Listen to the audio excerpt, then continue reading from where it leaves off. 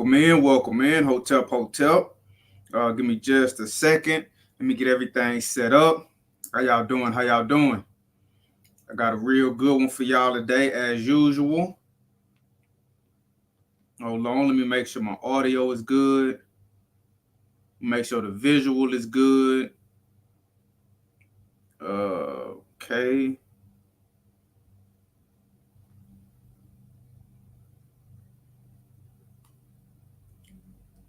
Just a second.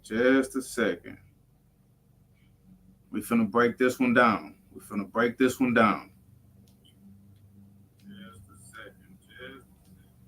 All right. Welcome back to Matthew Daniels TV. I'm your host, Matthew Daniels, the writer, the author, the scribe, and the bookworm. But I'm not just a bookworm world. I am the real bookworm. Make sure you get it right. And as always, may your name live on forever, and may your memory family, never die. Y'all see the title? Today, we're going to be doing a movie review. I recently watched a movie, and while I was watching the movie, I saw some real interesting things inside of the movie that was pertaining to a lot of the topics that I like to cover on this channel. They were going into hoodoo, rootwork, conjuring. They were talking about demon possession, magic. I saw mojo bags. I saw a lot of stuff that I want to break down to you guys and explain the aspects of hoodoo and conjure and root work that was displayed in the movie The Exorcist Believer. So today, the title of the video, as you can see, it is Hoodoo in Plain Sight, The Exorcist Believer Breakdown, Conjure and Root Work in the movies. I see we got Sandra Askew in the building. Hey, good morning. No problem. Thank you for tapping in. It's good to see you. And as always, as y'all come in the building, make sure you hit that like button. Make sure you subscribe. Once you subscribe, hit that notification bell so you can be notified whenever I go live, and you can be notified whenever I drop a new video. That way it'll help grow the channel. It'll make people more aware of the information that we're dropping, and the people that are interested in our ancestors' history from the perspective of our ancestors themselves, they'll be able to find the channel and they'll be able to learn more. So let's get right down into it. I'm basically going to be doing a breakdown of the movie The Exorcist Believer. Now, I'm going to give you guys a breakdown of this movie, but more particularly, I'm going to spend some time on the aspects of hoodoo that I saw while watching this movie. Now, if you haven't saw this movie, this is going to be exciting for you. If you have watched this movie, it's going to be exciting for you as well, because hopefully I can highlight some of the things that were in the movie that was directly related to our ancestors.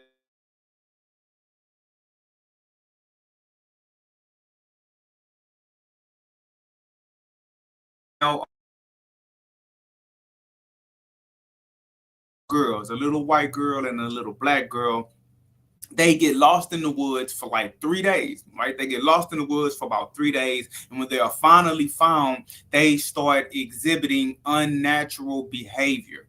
And this unnatural behavior leads the parents to believe that they have been possessed by demons, that they have been possessed by evil spirits.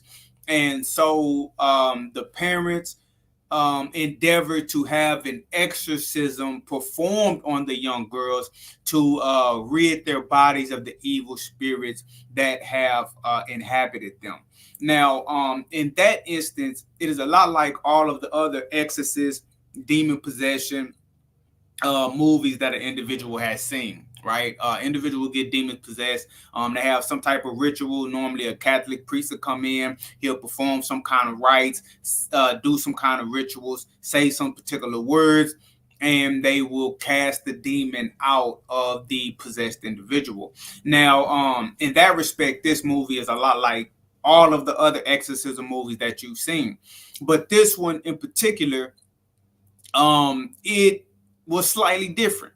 And it was slightly different in a way that I liked. Normally, when you watch these exorcism type movies, they always paint the picture as if the only way to deal with the demon, the evil spirit, the evil entity, the fallen angel that has possessed the person or has possessed the house that these people are living in. The only way to deal with them is you have to go to the Catholic Church specifically. You have to go to the Catholic Church specifically and get a Catholic priest, and that Catholic priest has to perform the exorcism rites as laid out by the Catholic doctrine on dealing with exorcism.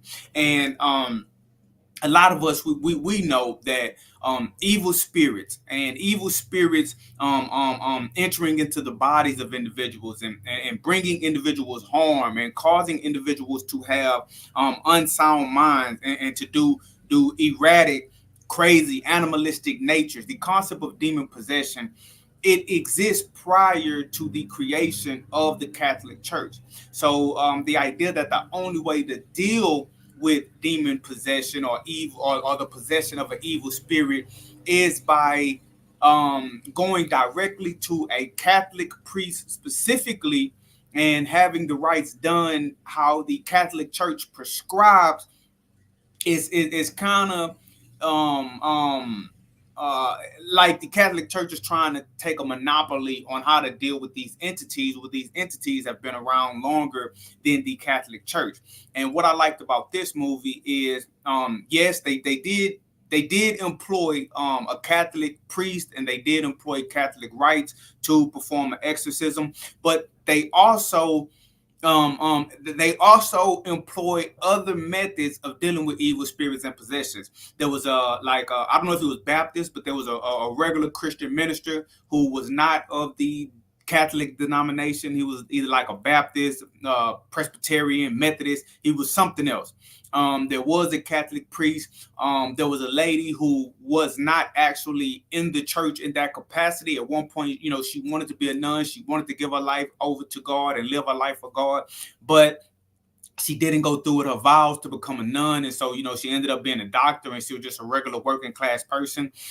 They implement an individual who is not an exorcist in any shape, form, or fashion, but her daughter was previously possessed by an evil spirit. And so they had to do, someone else had to do an exorcism on her daughter. So she was brought into the mix, having nothing to do with the church or exorcism at all, just having some prior personal knowledge.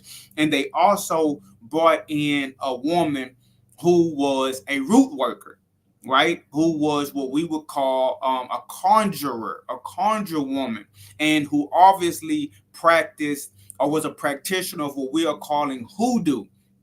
And it was because of this inclusion of all of these different systematic ways of dealing with demon possession and the possession of evil spirits, and especially the inclusion of a root worker, a conjure woman, to help deal with the exorcist, is why I decided to highlight that on this channel, because it is in line with what I've been teaching on lately and what I like to talk about, the religions of our ancestors. So real quick, let's get off into the movie. So when the movie first begins, the it's a woman and her husband, right? They're out on vacation. They're enjoying themselves, and the woman is pregnant.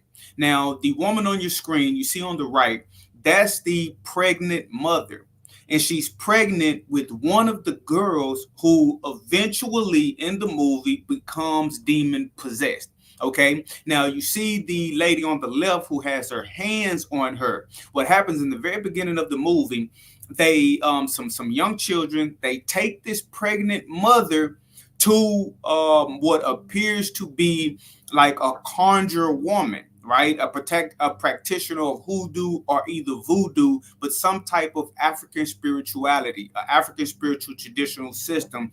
And she performs blessings on the mother. They have candles burning. They chant. She says words. They perform a ritual. They have some kind of special holy water that she puts in her mouth, and she spits out onto the feet of the pregnant lady, and they perform this blessing over the child. And that's how the movie begins. Now, after they perform the blessing over the pregnant woman and perform the blessings over her unborn child, there is like an earthquake in the city.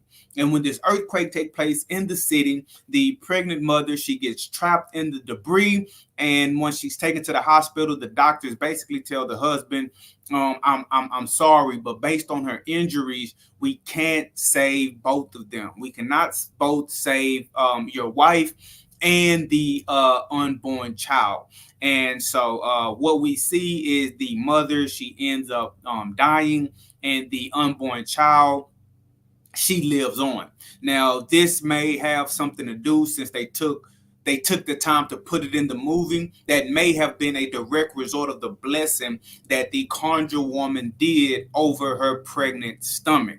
You understand what I'm saying? As in, maybe if they would not have performed that blessing of protection, it was specifically a blessing of protection, then perhaps both of them would have died in the subsequent earthquake. But the mother dies, and the child who had the blessing placed on her, she grows up and you know, into a fine young lady. She's probably about, like, I guess maybe between 10 and 12 years old during the majority of the movie.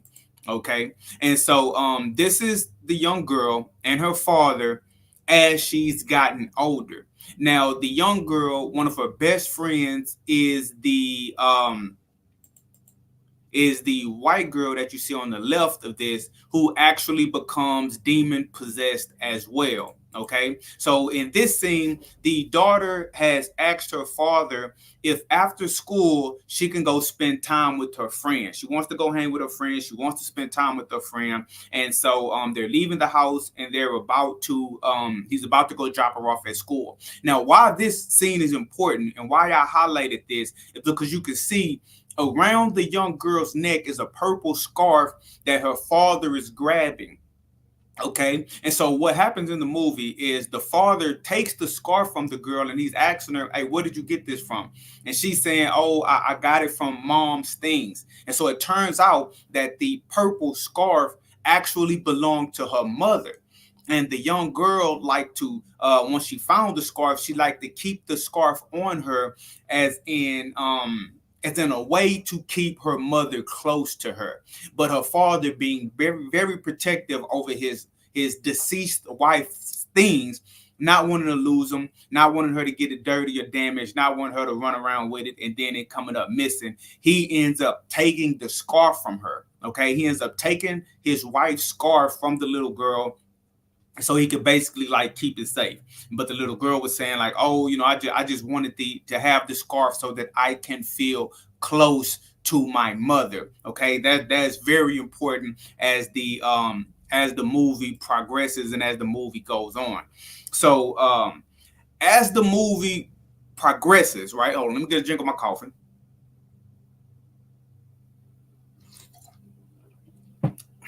So look, as the movie progresses, we find out that the little black girl, the young black girl, has told her friend that she often speaks to her mother, right? That she often speaks to her mother, her deceased mother. And so the her friend, the other little girl, is, you know, kind of believing her but kind of not believing her. And her family is a strictly Christian family. They go to church every Sunday. They believe in the Bible. They was talking about having her baptized, and they were strong in the Christian faith. Whereas the other girl, the black girl, her family, her father never really took her to church. He really had you get the impression that he lost his faith. He didn't really have his faith in religion or in spirituality anymore because of what happened to his wife. And so you have that dichotomy from the very beginning. So the black girl is like, okay, what I want to do is I want to do something to make my friend. She wanted to make her friend able to hear her mother speaking to her. Okay, so she takes her out into the woods, and they basically talk about the ritual to speak to the dead. And so they're saying that, okay, in order to speak to the dead, you have to light a candle, concentrate really hard on the individual that you want to talk to, and then they will begin to speak to you, and you can just start saying what you hear them speak and having the conversation.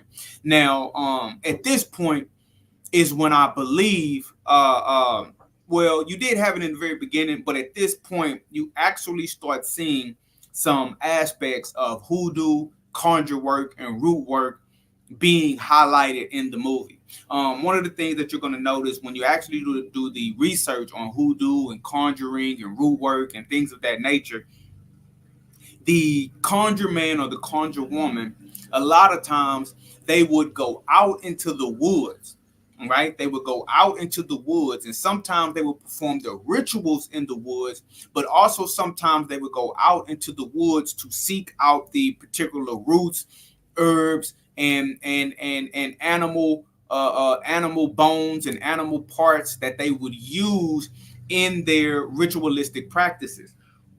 And so for this little girl to be going out into the woods to light a candle and speak with her ancestors, what we're seeing right here in the movie is conjuring. There is a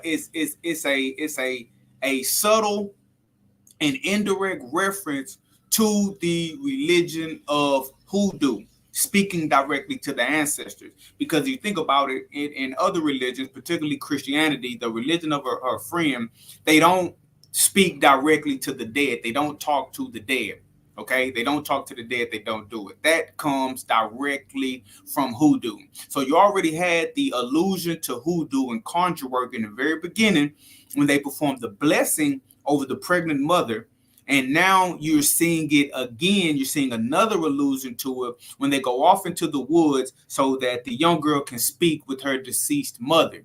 Now, what happens in the movie is the young girl, she's done this often. She's performed this ritual often to speak with her mother. And she would use that purple scarf that her father took from her. She would use that purple scarf of her mother's to have a connection with her mother in the spiritual realm, to kind of focus her energy, guide her energy to her mother in the ancestral realm, and to help her mother to find her so that they can interact.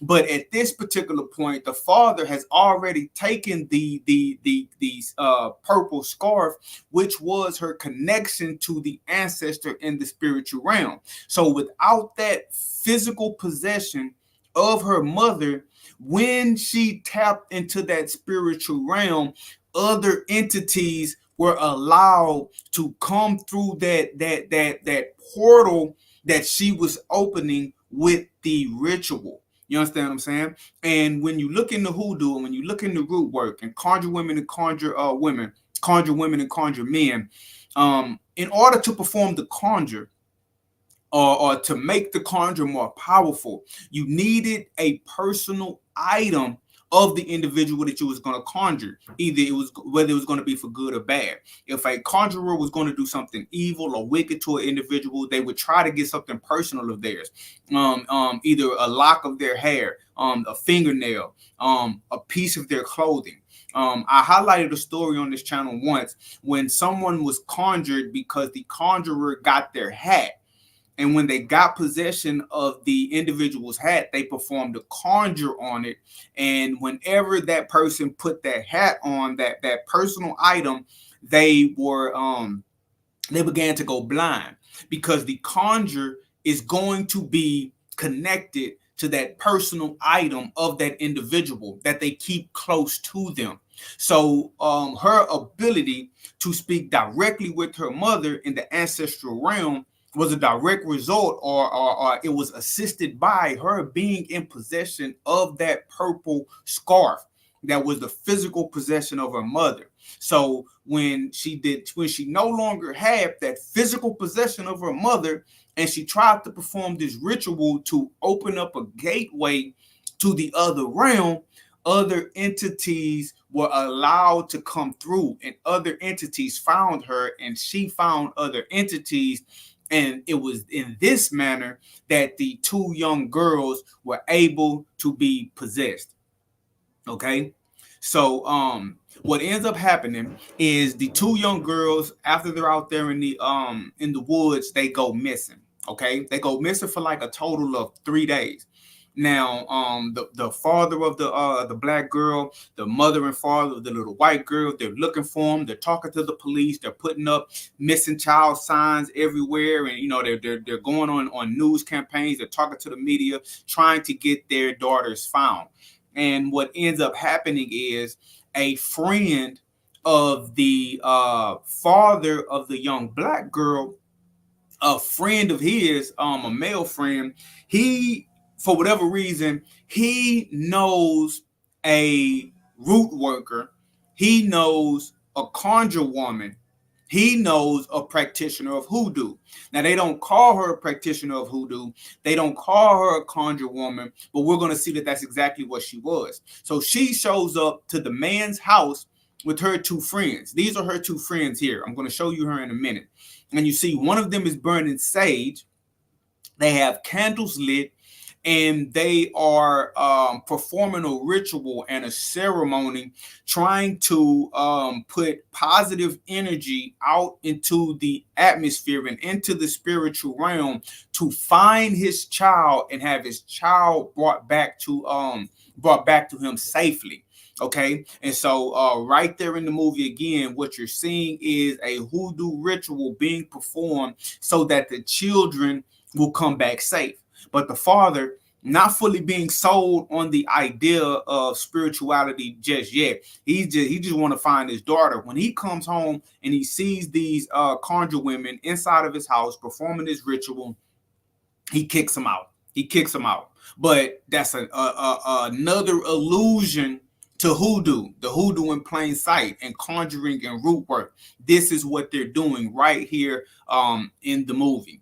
Okay, and so this is the same scene, or from the same scene, and the woman on the right, with the thing wrapped around her head and she's wearing the black, that's the conjure woman. If you watch this movie, that's the conjure woman, that's the hoodoo practitioner. She brought the other two women there with her on behalf of the friend of the father. And so you see, she's just trying to explain to the dad, look, we're not here for nothing, no ill intent. We're just trying to perform a ritual or a ceremony to try to bring your daughter back. And like I told you guys, that's another reason why, I like this exorcism movie a little more than I like some of the other exorcism movies, because they highlight other means to deal with these types of situations other than going directly to a Catholic priest. But the father, not really being a spiritual person, having turned his back on religion and spirituality and basically ideas of God as a whole, he doesn't try to listen to anything she has to say. He doesn't have a long conversation with her. He just puts her out. And he goes back to trying to find his child. Remember, they're missing for like 3 days. So eventually, the two girls are found. They're found in a barn. Okay, the two girls, they're found in a barn, and it's 3 days later, and the girls aren't aware that they have been gone for 3 days.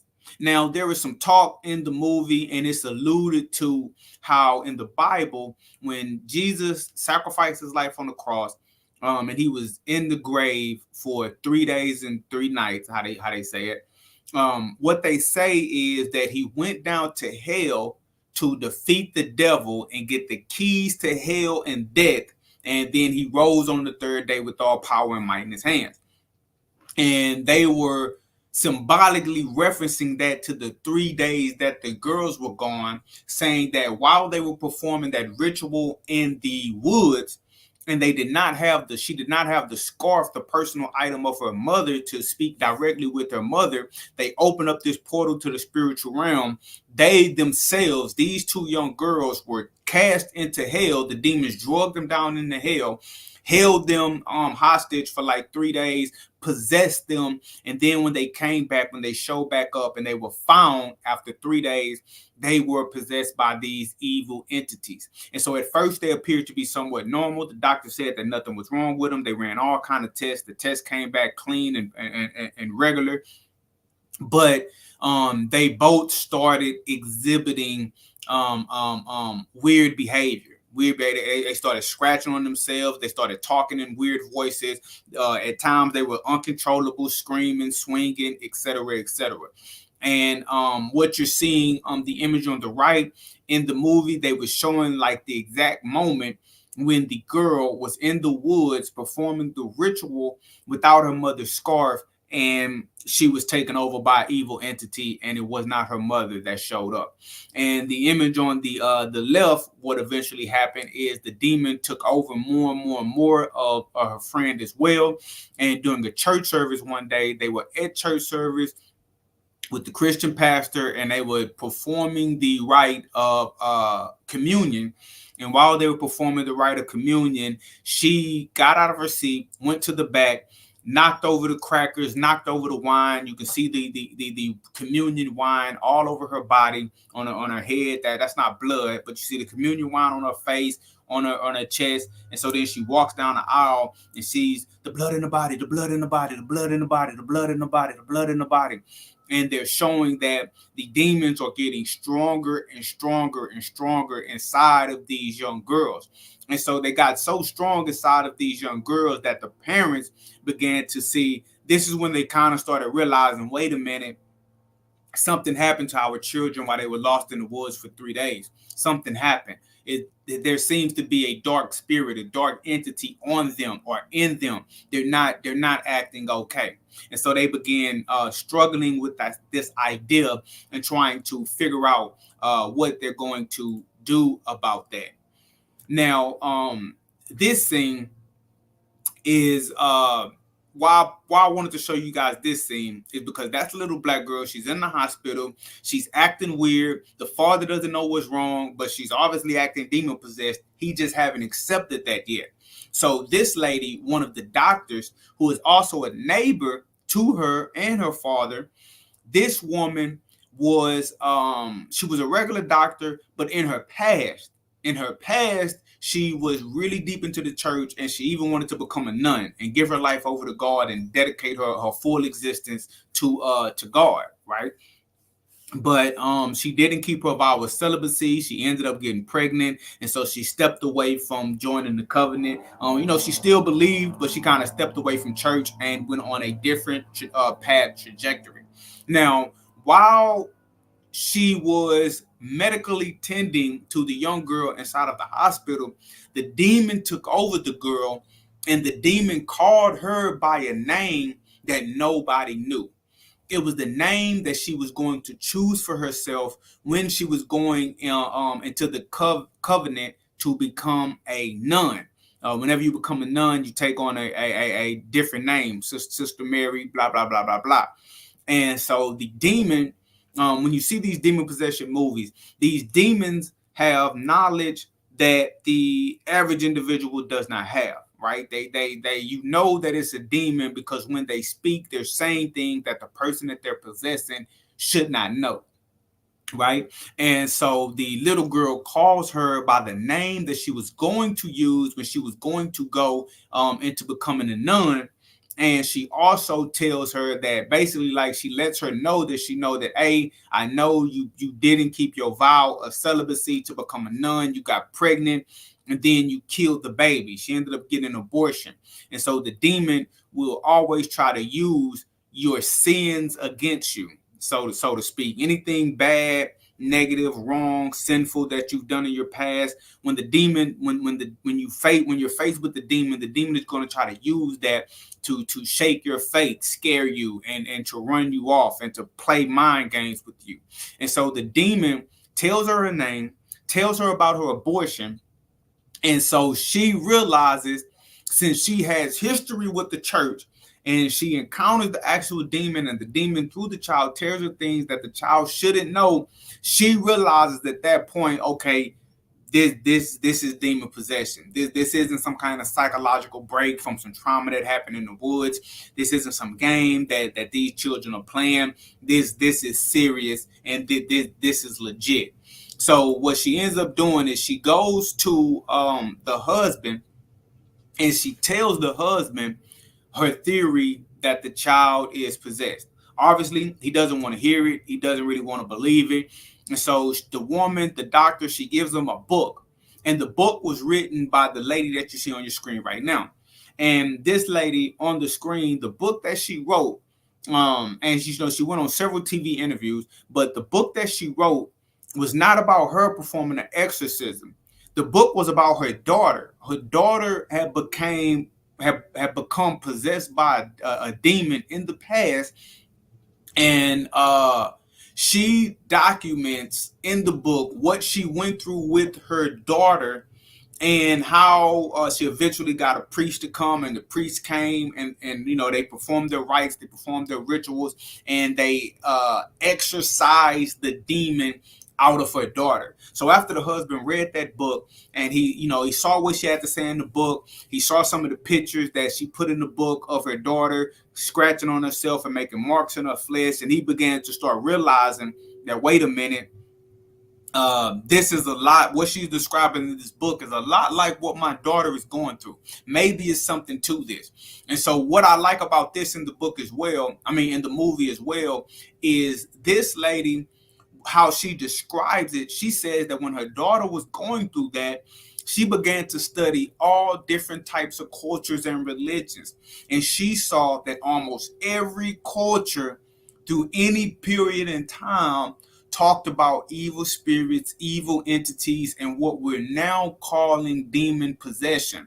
And so she viewed it in a broader scope than a phenomenon that you need a Catholic priest to deal with. She saw that you could deal with these entities in multiple different ways.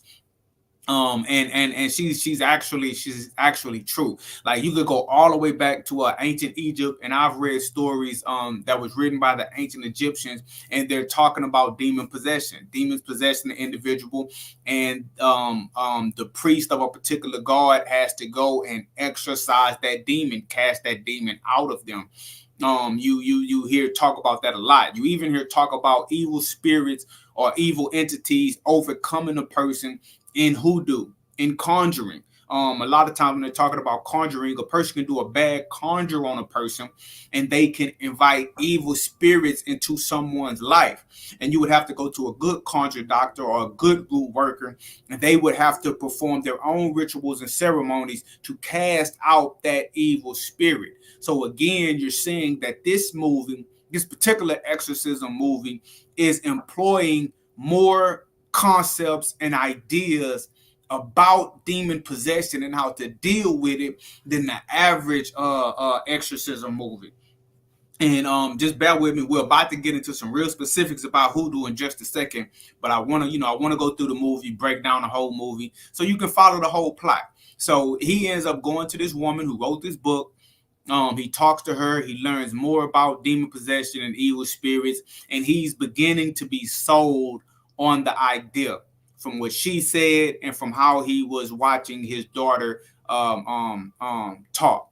And so in this scene, what you see is on the left-hand side of the screen, that's the doctor who wanted to be a nurse, who was speaking to the young girl on her hospital bed. So she went to a father, a Catholic preacher. I guess you could say, they call the leaders of their particular parishes and whatnot father. So she went to him, the man that's sitting next to her, and told him what was going on. He looked into it. He came to see the girls at the hospital himself. He had conversations with her. He looked over their files, and he became convinced that it was actual demon possession. So, following with the theme of almost all exorcism movies, they go to the higher ups in the Catholic Church because they have to get permission from their diocese, or whatever they call it. They have to get permission from the higher ups to actually engage with the evil spirit and perform an exorcism. They have to get permission. right? And so he's going to them in this scene of the movie to get permission to do an exorcism. And again, so right now you're seeing that they're building up a list of characters because they are going to attack this demon from all different fronts. You already see they're employing hoodoo practitioners, conjure men and conjure women. You have a Christian pastor, the Christian pastor of the young white girl's family, right? You have they brought in the lady who's not religious at all. She just had a firsthand experience with an evil spirit, and she studied about evil spirits from all different types of cultures. And you have the traditional Catholic priest, Catholic father, the Catholicism version of dealing with demon possession. So you see the individuals that are going to be battling these demons. You see them building their team. Now they're trying to get the Catholic priest on board because obviously, even in the movie, they allude to the Catholic priest being the ultimate authority on being able to deal with evil spirits. Although other people have their own ideas, they're still slightly pushing that narrative that they're the ultimate and the most powerful way to deal with the evil spirits. So he goes to the Catholic priest to try to get approval. But what eventually happens is his diocese or his higher ups, the people that he answers to, said that, man, well, you know what? We're not going to say that this isn't demon possession, but demon possession is a dangerous game. The individual that's possessed could get hurt. The individual that's trying to perform the exorcism, they could get hurt. So they told him that they were not going to authorize them getting involved in the actual exorcism.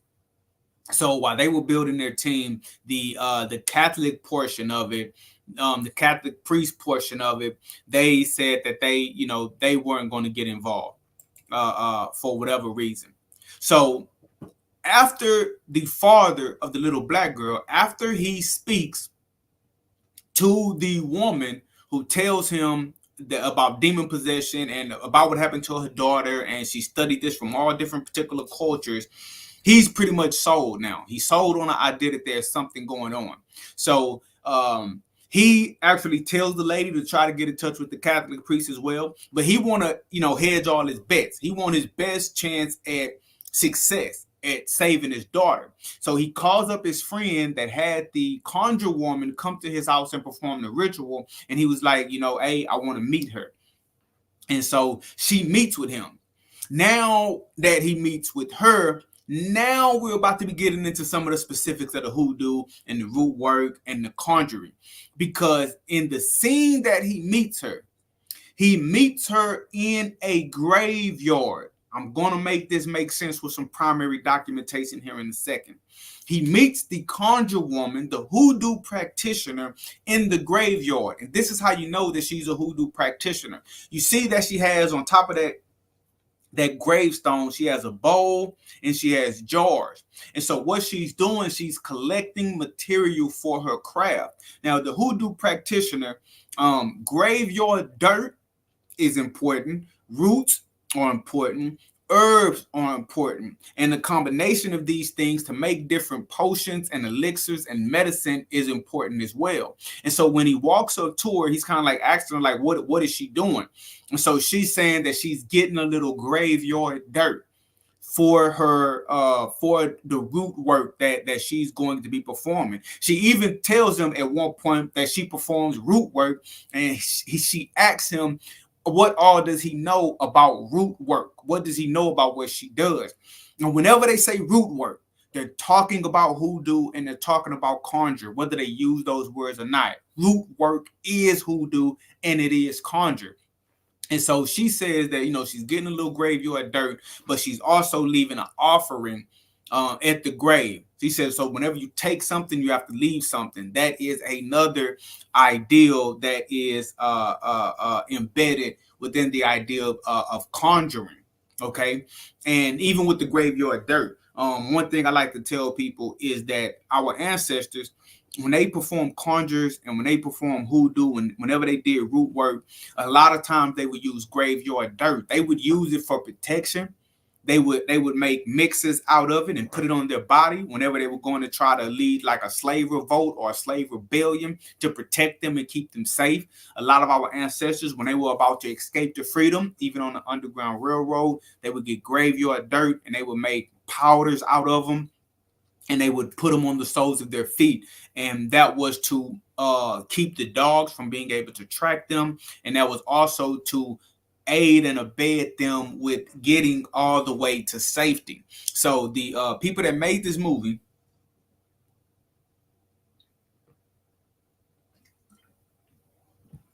the fact that they had her meet her in a graveyard getting graveyard dirt is that's their way of telling you this is hoodoo in plain sight. Without saying hoodoo, that's exactly what they're showing you. Whoever created these scenes, they knew exactly what they were talking about.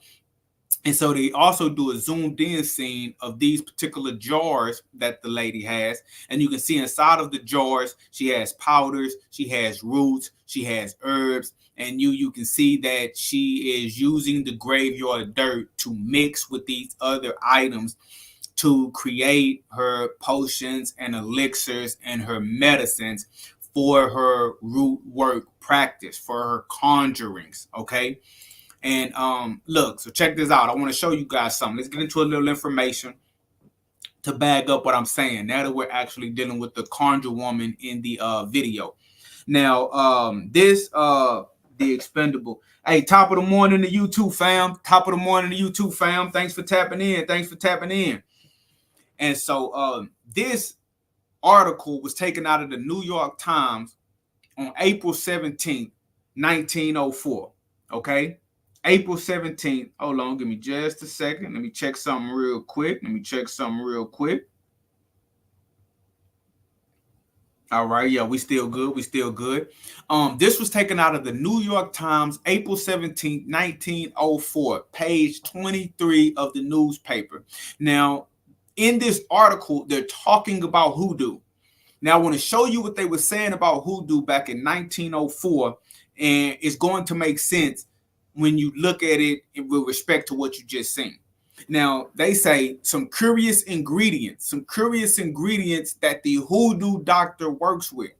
They say the instrument used, whether bag, bottle, or box, contains a supply of curious ingredients such as a pinch of red dirt taken from the grave of some ancestor who was a noted conjure doctor in his or her day, a small piece of burnt rod, an inch or more long, known as the conjure rod, a stick of silk weed, and a bit of Samson snake root.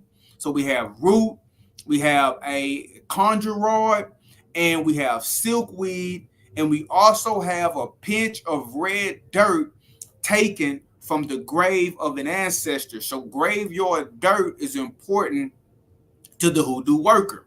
Again, in the movie, they show you, hold on just a second. Is this based on that movie they just came out with about the two girls? Yeah. That's what I'm doing, fam. Let me go back real quick. This one right here, the Exorcist Believer. Yeah, I'm doing a breakdown on this movie right here, because in this movie they drop those hints. They talk about various methods of dealing with evil spirits and whatnot, but they're also talking about hoodoo, conjuring, and root work. They're talking about these spiritual practices that our ancestors created on those slave plantations. It's in the movie. They don't come out and say hoodoo. They don't come out and say conjure. At one point, the lady says root work, but if you don't know what you're listening to, if you don't know what you're hearing, you don't know what you're seeing, you're not going to be able to relate it to this is hoodoo. That's what it's actually called. Yeah. Check it out, fam. Go back and see it from the beginning. I break down the whole movie, and when I'm breaking down the whole movie and I get into it. But we see right here, remember, he met the conjure woman at the graveyard. This is how you know she's a conjure woman. This is how you know she's a practitioner of hoodoo. She's getting graveyard dirt and she's mixing it with roots and herbs. right? Why is she doing that? And why is she calling it root work? And when you look into some of the practices of hoodoo, they say the instrument used, whether bag, bottle, or box, she had those jars out there, contains a supply of curious ingredients. What are some of the ingredients of the hoodoo doctor? A pinch of red dirt taken from the grave of some ancestor. Graveyard dirt is immensely important. That's how you know that this woman is a conjurer. And so, look, again, she's taking the graveyard dirt. This is right here. This is hoodoo in plain sight. And again, that's big because normally when you watch these exorcism movies, it's only taken from the perspective of a person gets demon possessed, the evil spirit come on them, and you have to go to the Catholic priest to deal with it. And so what they're alluding to here is that there's other ways, other cultural ways in the world to deal with evil spirits and to deal with demon possession. And I feel like this was interesting and interesting enough for me to put on my channel because they're actually highlighting what I like to highlight, practices of our ancestors on the actual plantation. Remember, hoodoo is a religion that was created in the South on southern plantations. So yes, it has connections to African spirituality. It has connections to Christianity and Islam, but the system as a whole, hoodoo as a whole, conjure work as a whole, was created on the plantation by our ancestors. So what they're doing here is major. They're highlighting our ancestral ways from the plantation, not our ancestral ways all the way back from Africa, our plantation ancestral ways to deal with evil spirits, right? So check this out. So they get their team together. They get the hoodoo doctor. They get the conjurer. They try to talk to the Catholic priest, but the Catholic priests say that they're not going to be involved. They get the Christian minister. They don't really say what denomination he is, but he's like Baptist, Methodist, Presbyterian, something like that. He's a Christian minister. He's not a Catholic. And they talk to the woman who wrote the book. They talked to the woman who wrote the book, whose daughter was demon possessed, and she just studied about demon possession all over the world. And so they get like this Avengers type team together of people with different spiritual backgrounds to fight this demon together.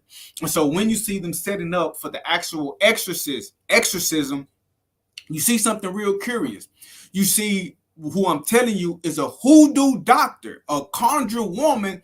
You see her drawing a shape, a symbol on the floor, right? She's drawing a circle with a circle around it and a cross in the center of it. And she tells the father, she basically explains that this symbol represents the natural world and the spiritual world. And she says that it's separated by water. And what they want to do is they want to make a barrier, not a barrier, but they want to make a bridge from the spirit realm to the natural realm so that they can cast the demons out and bring the girls back, right? This is how they want to deal with these two demon-possessed young girls. But what is she drawing on the floor? That is not a cross, right? Is not random. What is she drawing? Look, it's a circle in the middle. The outside circle has arrows on it, and there's 4 different points on each side, on the east, the west, the north, and the south. There's circles representing something. What is that she's drawing?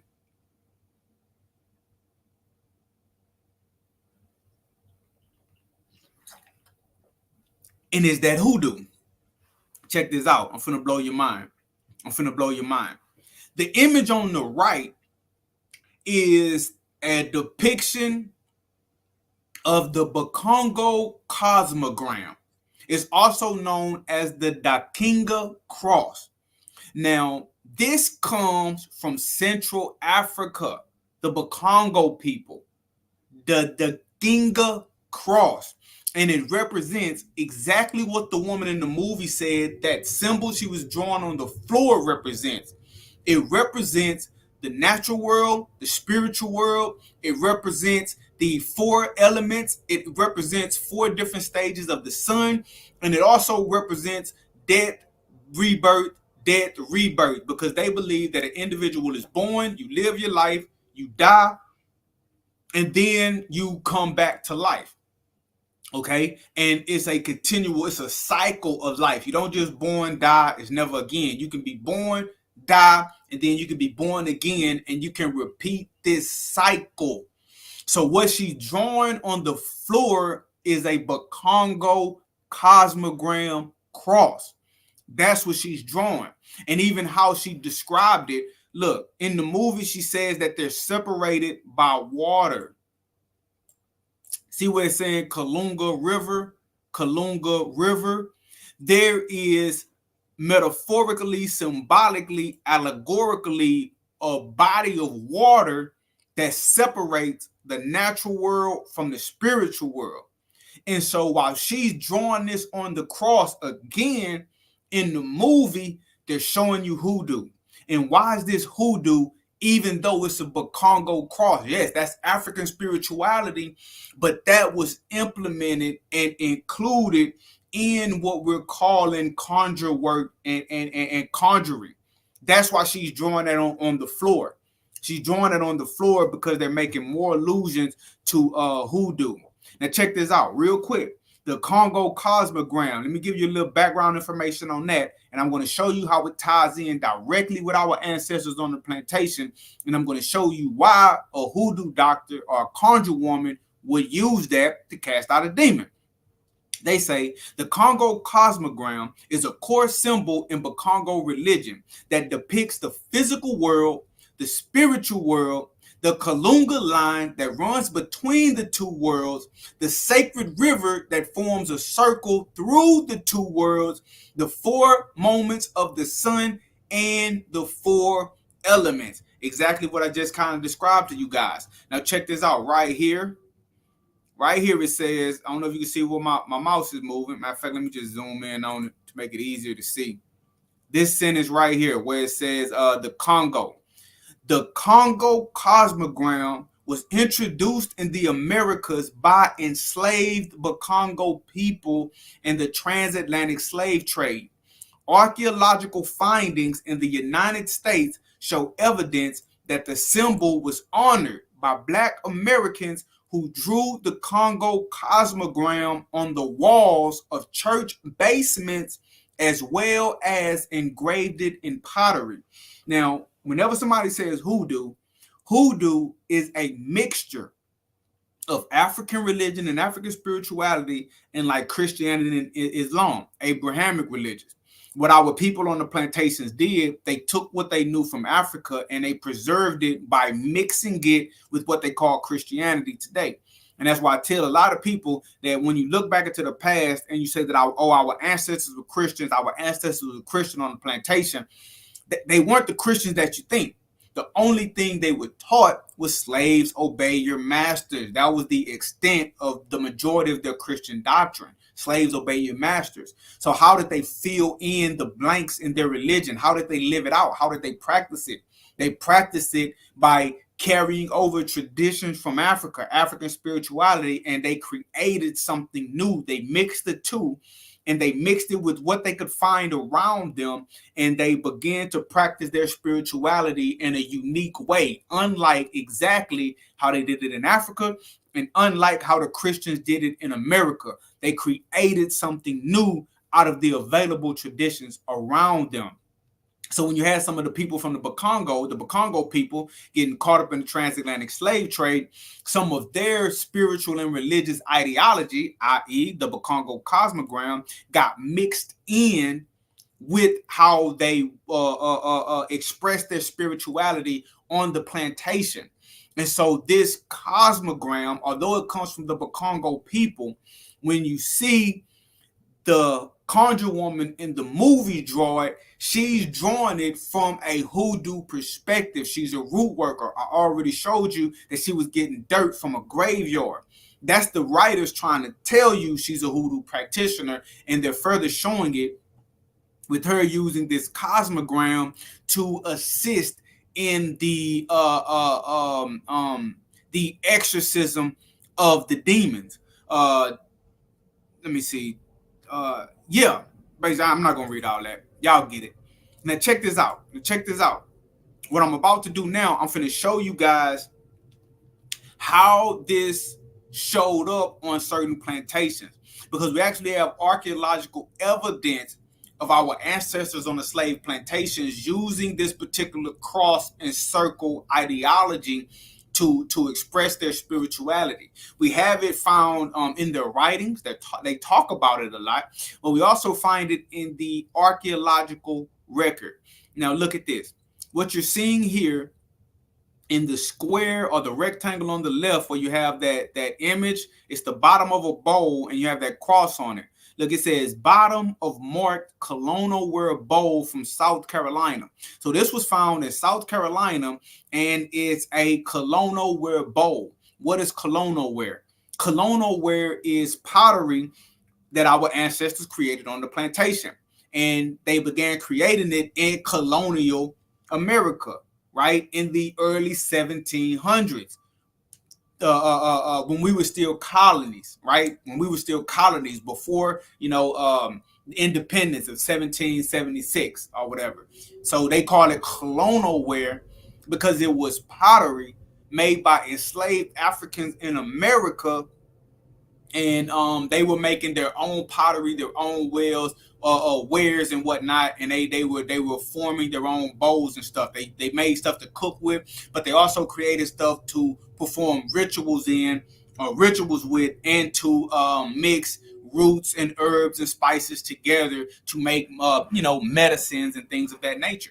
Look, they say historians argue that crosses and circles in certain contemporary African American rituals were derived from depictions of the cosmos traditionally among the Congo priests from the southwest coast of Africa, which is again how some of our ancestors easily adopted the iconography of the cross of Jesus, because they already had a cosmological or spiritual or religious symbolic ideas tied to a cross.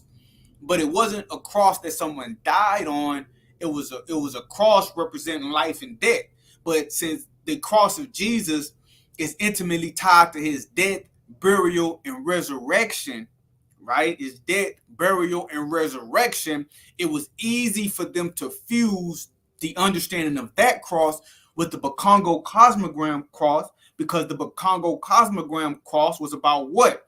Resurrection, birth, death, and rebirth, right? The cycle of life, being reborn again after one's died, that connection from the spirit realm to the natural world, which, as the cross of Jesus, also symbolized, the life of Jesus. He lived the perfect life. He was given as a sacrifice. The death of Jesus, he died. He went into the underworld, right? The spiritual world, the natural world. Then on the third day, he rose again. He rose again. So that cross was interconnected with the Congo cosmogram cross, which is why our ancestors were able to mix and fuse the two, because they saw similarities there. The resurrection of Jesus, the reincarnation or the resurrection of an individual ancestor spirit into a new body, right? They saw it as kind of similar, but it's a fact that they utilize that symbolism on the plantations. Look, they say the basic form of this cosmogram is a simple cross with one line representing the boundary between the living world and that of the dead, and the other representing the path of power from below to above, as well as the vertical path across the boundary. So representing the path of power from below to above. Jesus died, went into hell, got power and authority and the keys from the devil, and he rose back up again. Okay, and this was found on colonial ware. Look, they say marks on the basis of colonial ware bowls found in river bottoms and slave quarter sites in South Carolina suggest that more than 150 years ago, African American priests used similar symbols of the cosmos. Okay. Uh, Look, let me see. I don't have to read it all. I don't have to read it all. Look, they say initially we called these markers marks since the first ones discovered had been incised on the vessel bases before firing and bore a resemblance to the maker's marks on European and Asian pottery. Similar marks, however, were soon found inscribed on interior bottoms, and still others were scratched into the bowls after the vessels were fired. Some archaeologists argue that they were owner marks, but there was too little variety in the marks to suggest different owners. Interpreting the marks as either makers or owners had serious flaws. So what they're trying to say is, in European and Asian cultures, different uh, uh, uh, people who made these who made pottery and made vases, they would have their own mark that was like a signature, but that mark was unique to them. And so whenever you see a mark that looked like this, you know, oh, hey, that's Matthew Daniels' work. Or you see a mark that looked like that, that's, oh, hey, that's such and such work. You see another mark that looks like this, that's such and such work. So at first they were trying to say that, oh, what we're calling, or what we now know is the Congo cosmogram. They were trying to say, well, oh, those are makers' marks as well. That's like somebody signing their art. But then when they looked at them, they were so similar. They were so similar. All of them looked the same. They were like, wait a minute, this cannot be for one artist to identify his work as opposed to another artist identifying his work, because they're not different. They all look the same.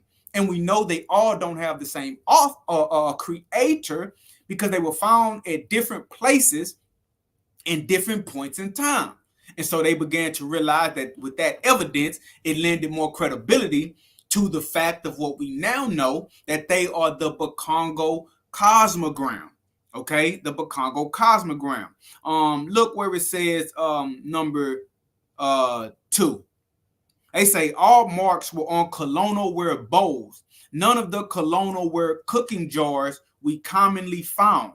Also, there were no such marks on imported European bowls, although slaves were using large amounts of European ware as well as colonial ware.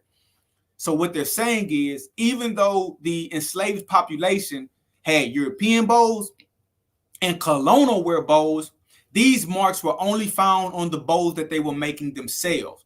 And they were only found on the bowls and not the cooking jars.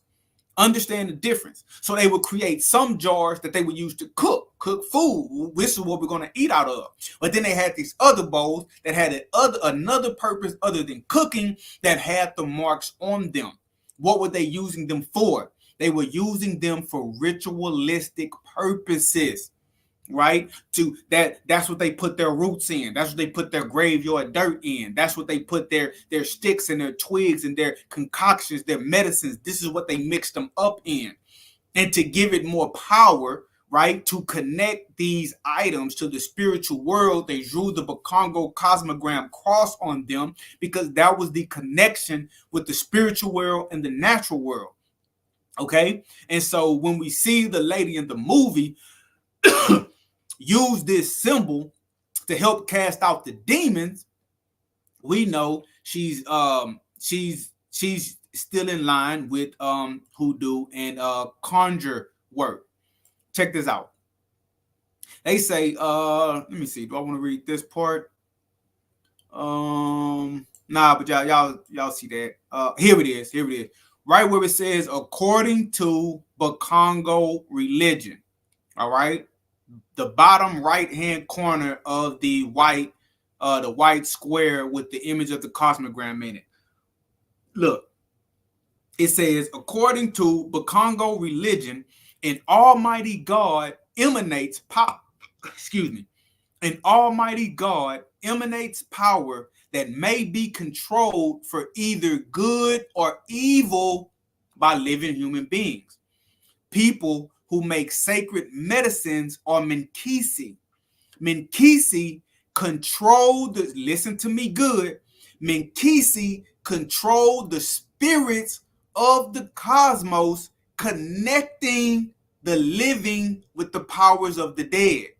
Making a Nkisi or Minkisi involves packaging a variety of spirit embodying materials, which might include cemetery earth, white clay, stones, and other items. Cemetery earth, dirt from somebody's grave. Again, Ninkisi containers include leaves, shells, bags, that's going to be important, wooden images, cloth bundles, and ceramic vases. Ceramic vases that we've seen with the cosmogram drawn on it.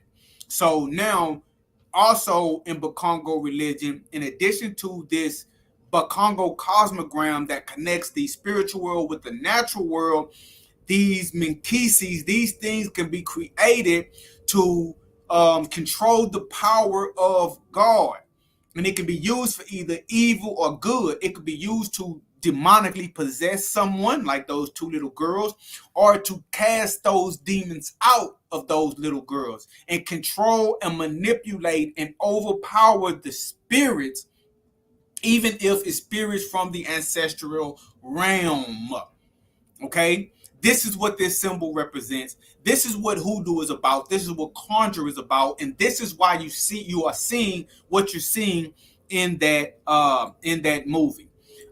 Real quick, I'm going to read this. Circularity pervades West African ideology, and the circle proved equally important in African American slave religion and art. Okay. Bam. And what you're seeing right there in the image, that's marks on South Carolina bowls compared to the Bakongo cosmogram. So they're showing you that there are several archaeological items that testify to this fact that I'm explaining to you guys. Now, look at this. When I want to tie this into hoodoo, I want to tie it into hoodoo with the actual word, so you can kind of see it for yourself. Now, this is the Lardo Long Valley Advocate. It's another newspaper, and this article was posted May 9th, 1907 on page 9. Now, this article again is talking about hoodoo and it's talking about conjure.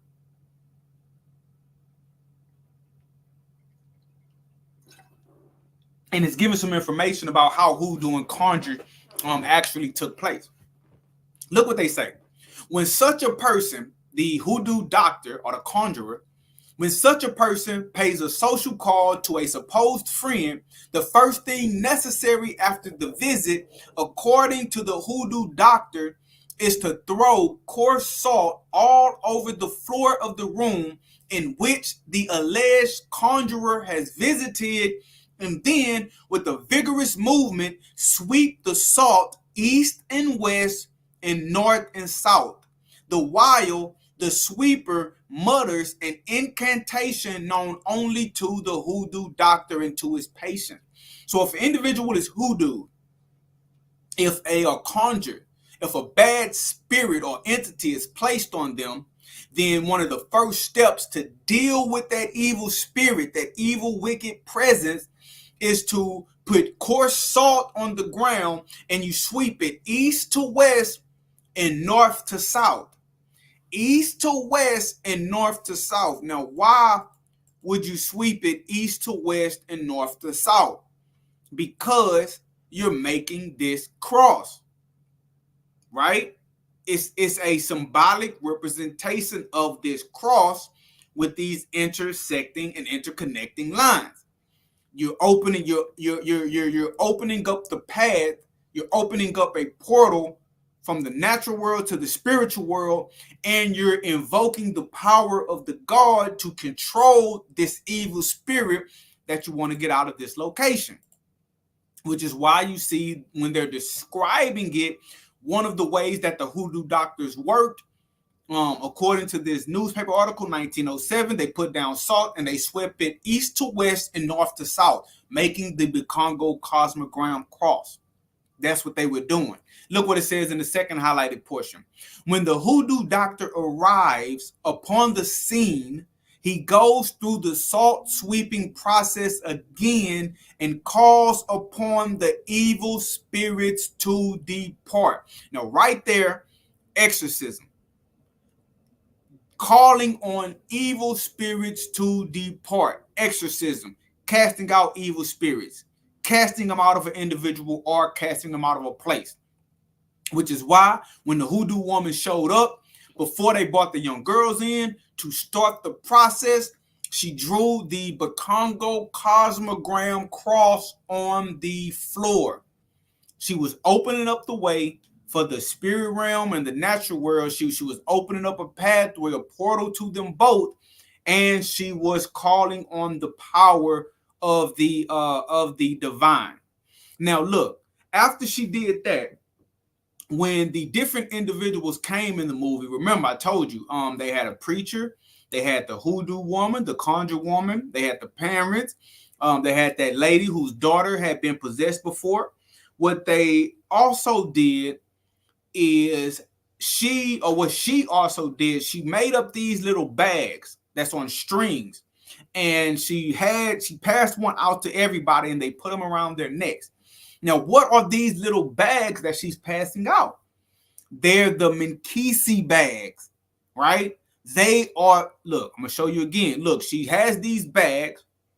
There's something in these bags that are meant to help protect them. And she had them put them around their necks and wear them around their necks. That's a common practice of the conjurer. But look at this right here. Look. Minkisi control the spirits of the cosmos connected to the living with the powers of the dead. Making a Nikisi, plural, Minkisi, involves packaging a variety of spirit embodying materials, which might include cemetery earth. We know she had that. White clay stones and other items. We know she had all the other items. Minkisi containers include leaves, shells, bags. So the containers of the Minkisi can be leaves, shells, or bags, wooden images, cloth bundles, and ceramic vases. So what she did is she put these things together inside of these bags, there's cemetery dirt, some other items, to help protect them from the evil spirits when they open up this realm, and to help them control the evil spirits and cast them out of the young girls. Okay, and so here we see they actually took the two young girls in the movie and they placed their chairs in the center of the Congo cosmogram. That's powerful. That's powerful that they would do that. And we see from left to right, we see the wife and the father of the white girl. We see their pastor. Next to them, the woman standing up. That's the woman who was going to be a nun. What ended up happening in the movie, when the Catholic priest said that he didn't get permission to perform the exorcism, she said that she would step up and she would perform the exorcism herself. Okay, she would perform the exorcism herself, and so she was in there trying to perform the rites of a priest. So you had a Catholic priest performing his rites, you had the Christian minister performing his rites, you had the woman who studied various spiritual traditions. She wasn't there because her eyes had been gouged out by the little white girl, being led by the demon, but spiritually she's there. They allude to that she's thinking about them, she's sending her energy, etc. And you have the father is there, and although she is not in the shot, the hoodoo woman is there. The conjure woman, she's there too, because she drew that Congo cosmogram on the floor. So then you have in the movie, now that they have all the players set up, they began to say prayers. They began to read out the Bible. They began to try to defeat the evil spirits and cast them out of the children. But these evil spirits turned out to be extremely, extremely strong. So it's very, very difficult to end up casting them out.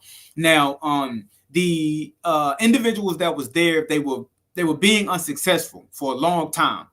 And then this scene happened. Now, I'm not going to lie.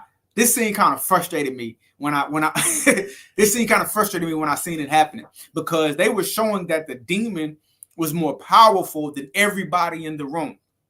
And so it seemed like when all hope was lost, the father there, the one who did not get permission from his head diocese, or the Catholic priest over him that did not give him permission to perform the exorcism, he ends up coming into the house.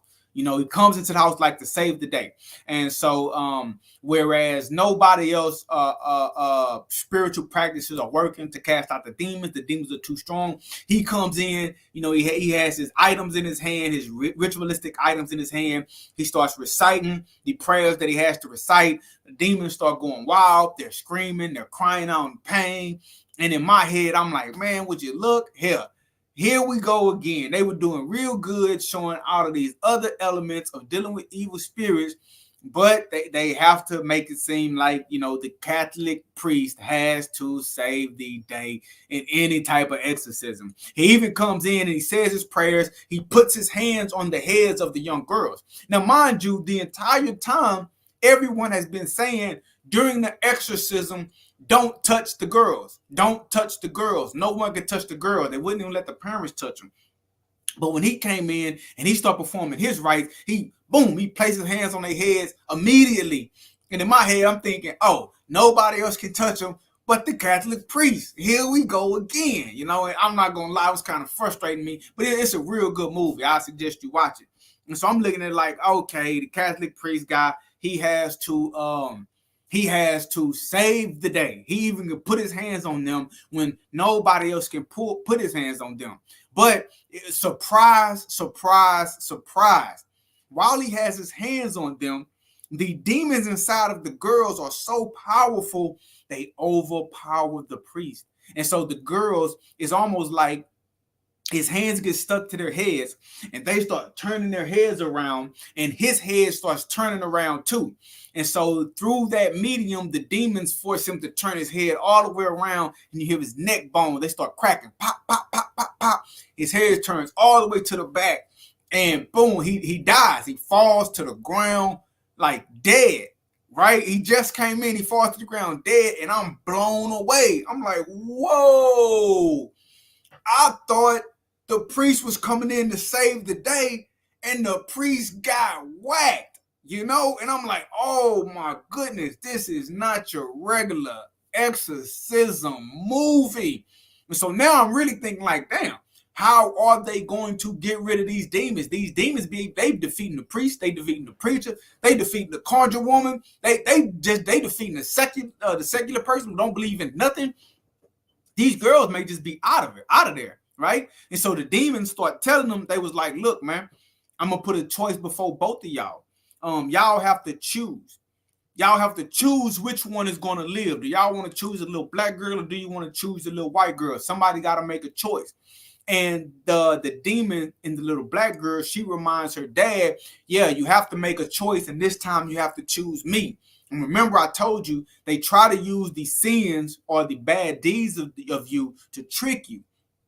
And so the demon knew that, how I told you in the very beginning, when the man's wife was pregnant with the girl that's demon possessed now, the doctors came to him and said, look, we can only save one. We can save your wife, or we can save your unborn child.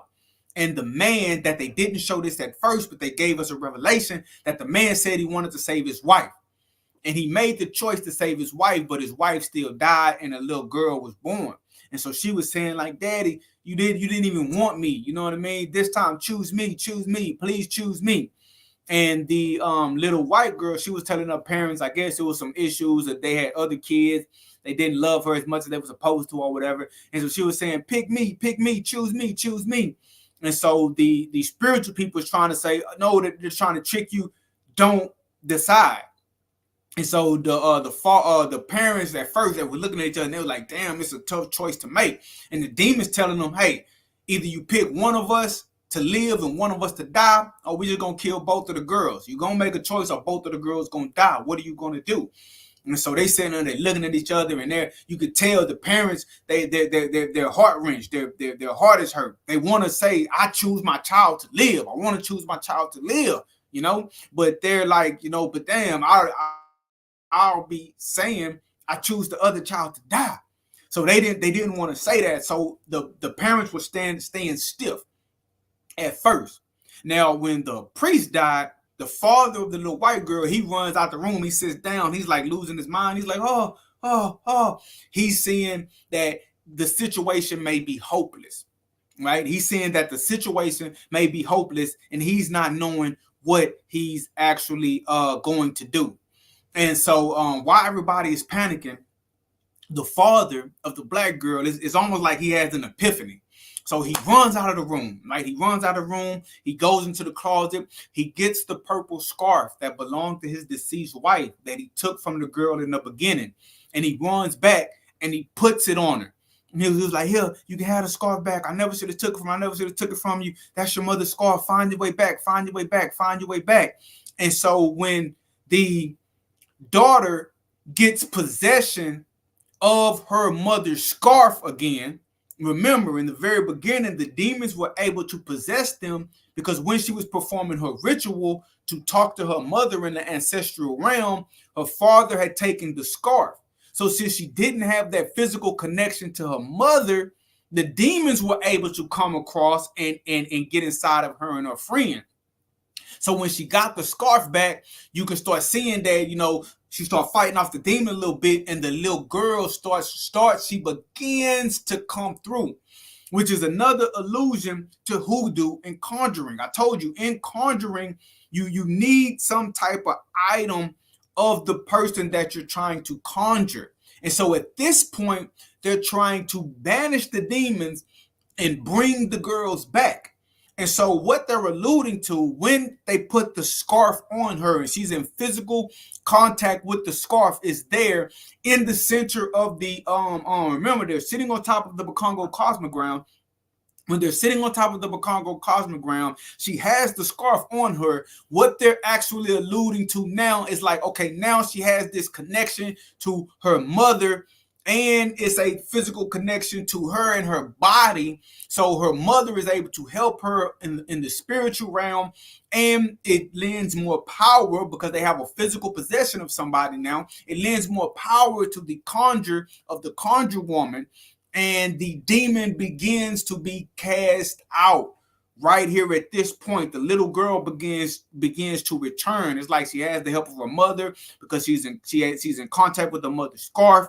They actually have some of the power because when you're practicing hoodoo, rootwork, and conjuring, to have a physical possession of the individual you're trying to conjure, contact, or speak with, is you want to have a physical possession of that person. So to have that physical possession of the mother who is deceased, and now this has become the physical possession of the daughter, now they are being strong enough to cast the demon out of the girl and get the healthy spirit back in her body.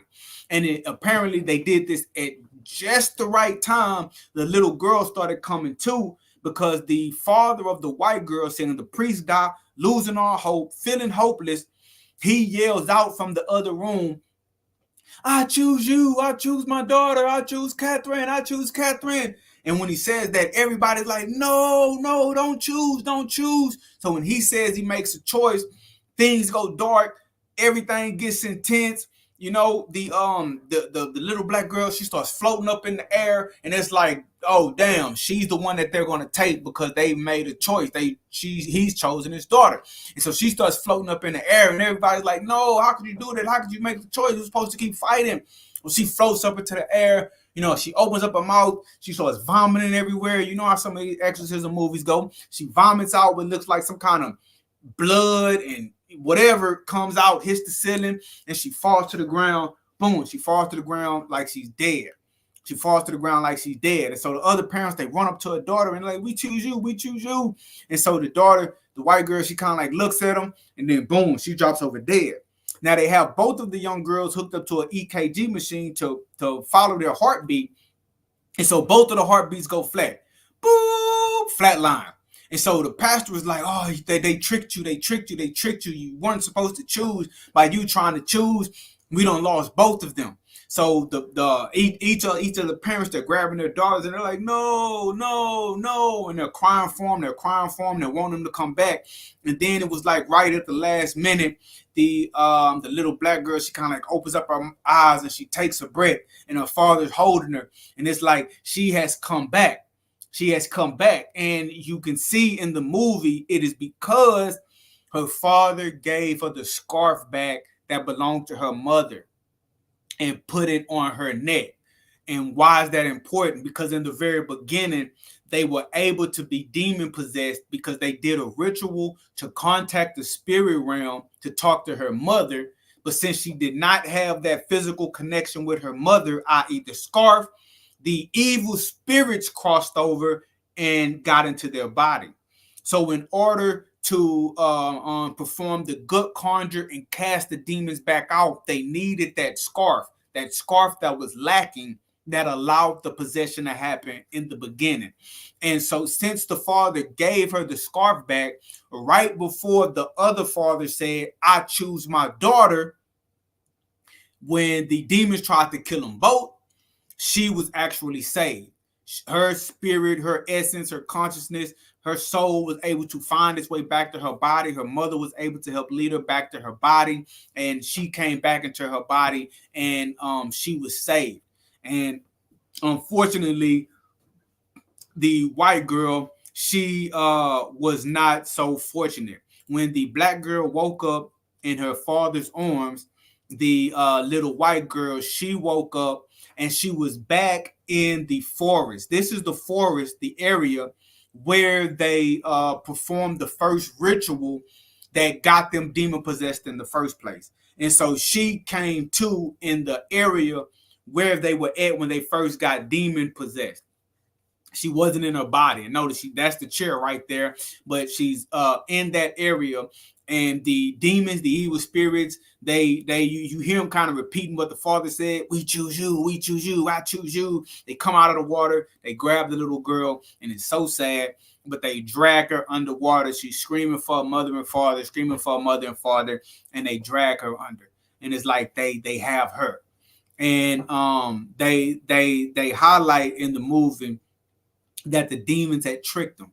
And when they were saying, "You have to choose one of these daughters, which one do you want to live? You have to choose one," they were really tricking them. And that the demons knew that whichever one they chose, that's the one that they were going to really try to take.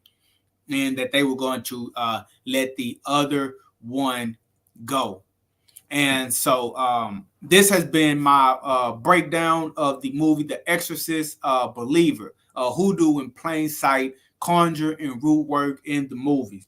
I suggest anybody go watch this movie. Hey, it was a really, really good movie. And if you have watched it, go back and watch it again. If you haven't watched it, go and watch it. And keep in mind what I just told you. So when the aspects of hoodoo and conjure and rootwork come up, you'll know exactly where this stuff came from. And this is real important because a lot of times with these exorcism movies and movies like this, you don't see other spiritual traditions highlighted. Again, it's almost predominantly the Catholic Church. It's always a priest. It's always a father. It's always something like that going around casting out the demons. But in this movie, I got to give them their card. They employed individuals from different backgrounds of faith, and even individuals who didn't have faith. They had like secular beliefs, but they all came together to fight off the demon. And it was real powerful. And I think it goes in line with the theme of this channel, because one of the spiritual traditions, one of the religions that they highlighted was the religion that our ancestors created on the slave plantation, which is hoodoo, which is conjure, which is root work. That's all the same thing. And ultimately, the power that saved the girl that was saved, it was the hoodoo. I want you to think about that. It was placing that scarf back on her neck, right? And that Congo cosmogram that was drawn on the floor. That was the ultimate power that saved them. That saved that child. And so I think that's real powerful for them to actually put that inside of a movie like that and show it. But I guess since they didn't call it hoodoo, individuals may not understand that it was hoodoo. But I want you guys to take away from this knowing that that was 100% hoodoo in that movie. Before I get out of here, I always like to tell you guys, if you want to support the channel, you can always hit the Cash App. But I'm an author. I write books. I have 16 published books out right now. And one of my #1 selling urban fiction novels is a book called Suicide Note. I want you guys, if you like these videos, if you want to support the channel, if you want to support me, if you want to support literacy, I want you guys to go to Amazon.com. I want you to type in Suicide Note. Matter of fact, I'm going to put the link in the chat real quick. I'm going to make it easy for you. If you don't see the link, I want you guys to go to Amazon.com. Look up Suicide Note by Matthew Daniels, right? Suicide Note by Matthew Daniels. And I want you guys to read that synopsis. And I want you guys to go ahead on and purchase that book. Okay, that's the link. I just put it in the chat right now. Click that link and you can go and purchase that book, Suicide Note by Matthew Daniels, man. Read it and let me know what you think. So again, this has been Hoodoo in Plain Sight, the Exorcist Believer breakdown, Conjure and Rootwork in the movies. This a new day and age. They're showing more than they ever showed before. So I'm your brother, Matthew Daniels. Thanks for watching. Come back. Make sure you like, make sure you share, make sure you subscribe, and leave me a comment. What did you guys think about that? If you saw the movie, what did you think about the movie? If you haven't saw the movie, go and watch it. Come back and leave me some kind of comment. As always, may your name live on forever, and may your memory never die. Hotel, I'm out. Y'all have a wonderful day.